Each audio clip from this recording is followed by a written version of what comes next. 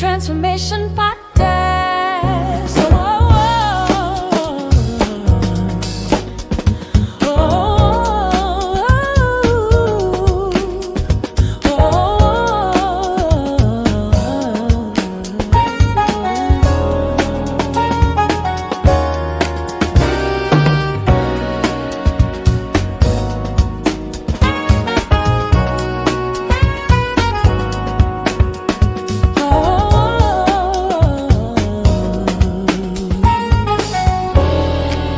Transformation Podcast.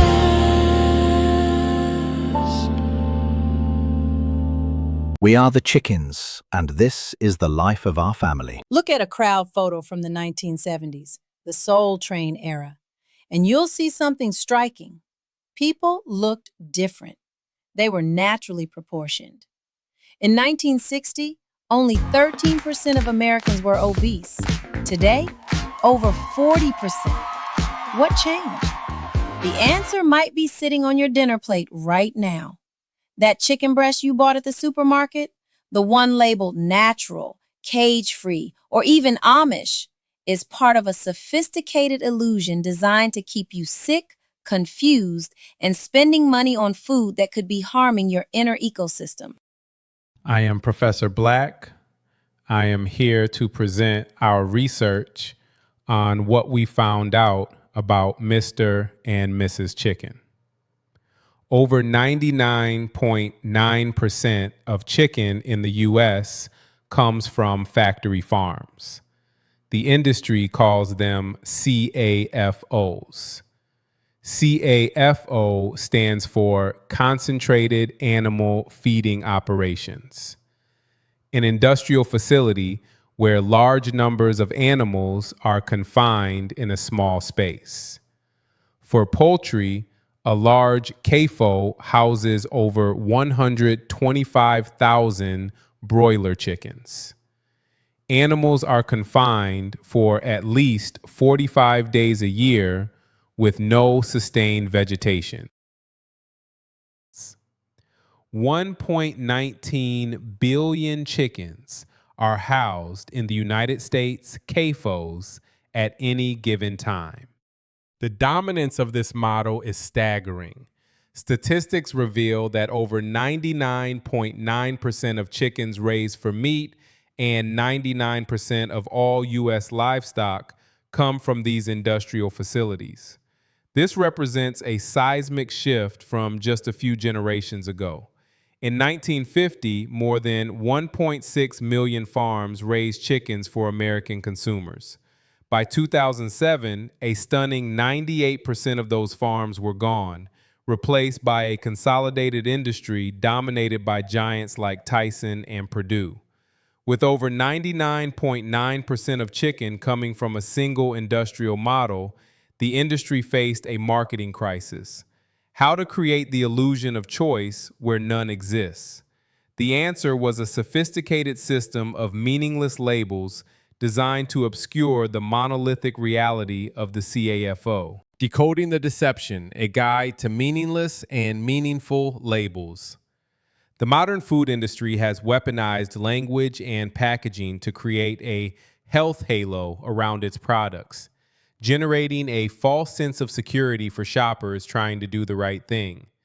This section will methodically deconstruct the most common marketing tactics and labels to reveal their true meaning, or more often, their complete lack thereof. The deception begins before you even read a label, with the color of the foam tray itself. While you may notice a pattern in stores, these colors are an internal organizational tool for supermarkets, not a guide for consumers. As USDA spokesperson Veronica Pfeffel confirms, the color of the styrofoam used has no bearing on the country of origin. These colors do not indicate quality, processing location, or whether the meat came from a CAFO. Labels to ignore, marketing words without meaning. Beyond packaging, the labels themselves are a minefield of deception. The following terms are commonly used to imply a higher standard of quality or welfare, but are functionally meaningless. Cage-free. This label is entirely meaningless for meat chickens, as they are never raised in cages in the first place. They are raised in large, crowded industrial barns, but not cages. No hormones added. This is not a special feature. It is a legal requirement. Federal law has prohibited the use of hormones in all poultry raised in the U.S. for decades. Free range. This term conjures images of chickens roaming in open fields. The reality is shockingly different. The USDA requires only access to the outdoors, a standard with no minimum time or space requirements that can be met with as little as 5 minutes of outdoor access per day. Natural. This is one of the most misleading terms. Natural has no meaningful animal welfare standards associated with it and only means the product was minimally processed with no artificial ingredients. Labels to trust. Certifications that matter. In contrast, a few labels do represent meaningful, verifiable standards. These certifications require producers to undergo third-party audits to ensure they meet specific criteria. Pasture-raised with third-party certification. When certified by an organization like Certified Humane, this label guarantees each bird has at least 108 square feet of outdoor space year-round on rotated fields. USDA Certified Organic. This certification ensures chickens were fed only certified organic feed, received no antibiotics, and had access to the outdoors. Animal Welfare Certified, GAP. The Global Animal Partnership uses a step rating system, 1 to 5 plus, to grade animal welfare standards. Certified Humane. This label indicates that the farm met a specific set of animal welfare standards that are verified through rigorous third-party inspections. Even with this knowledge, consumers must remain vigilant. The industry's most sophisticated marketing is often reserved for its premium brands, creating an illusion designed to give a sense of calm that can mask an industrial reality. The premium illusion, exposing high-end and Amish chicken. It is a natural consumer instinct to reach for a product that appears to be a step above the rest. The premium store brand or the chicken with Amish branding that evokes a simpler, more wholesome time. However, it is critical to scrutinize these brands as they are often masters of creating emotional differentiation where operational differences are minimal or non-existent. The case of Amish chicken is particularly illustrative.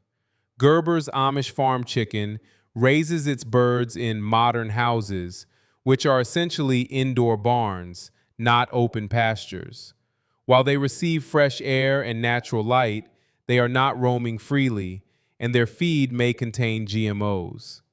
Another prominent brand, Miller Amish Poultry, which processes an astonishing 650,000 chickens per week and was once named Whole Foods Supplier of the Year, earns a dismal rating of just 1 out of 5 birds on the Cornucopia Institute's Organic Poultry Scorecard, placing it in the poor category alongside factory farm suppliers.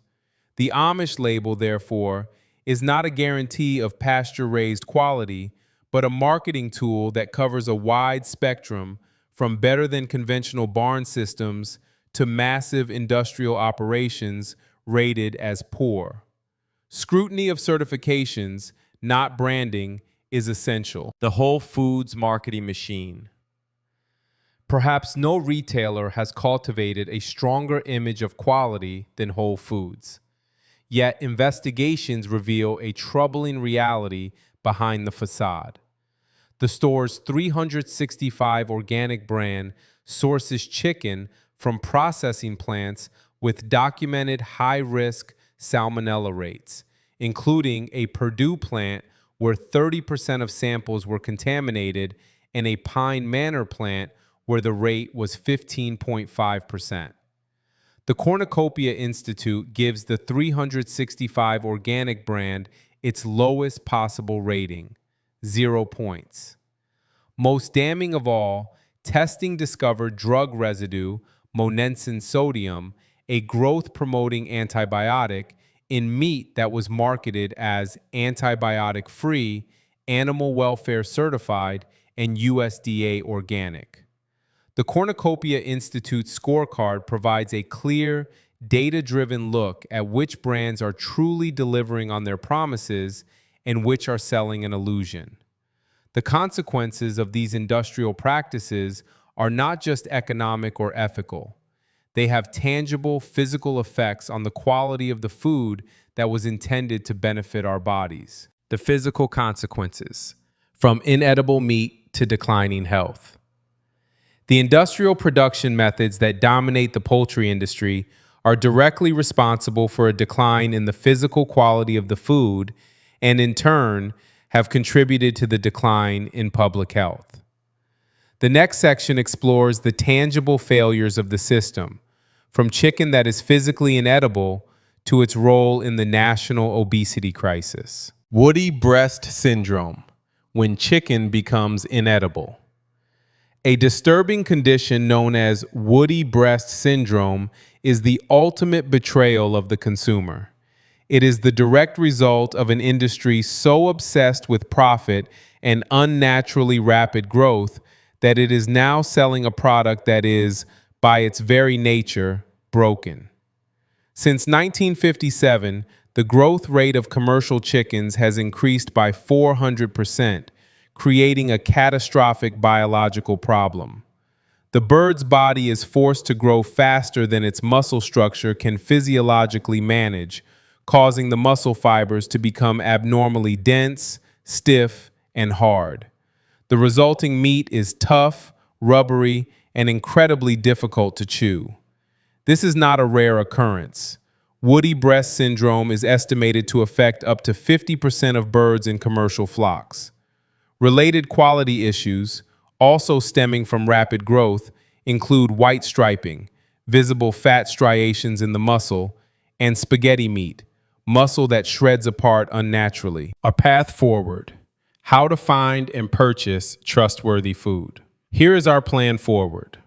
While the realities of the industrial food system can feel overwhelming, it is entirely possible to navigate it effectively and reclaim control over what you eat. Here is an actionable guide for making truly informed choices at the grocery store and beyond. Practical shopping strategy.